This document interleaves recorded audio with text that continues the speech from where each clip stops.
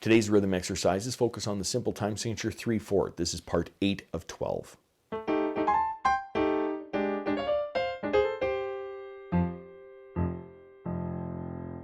Welcome to my studio, Bach To Basics. This channel is where you can find videos to further your music studies while I go upstairs to sleep on the couch.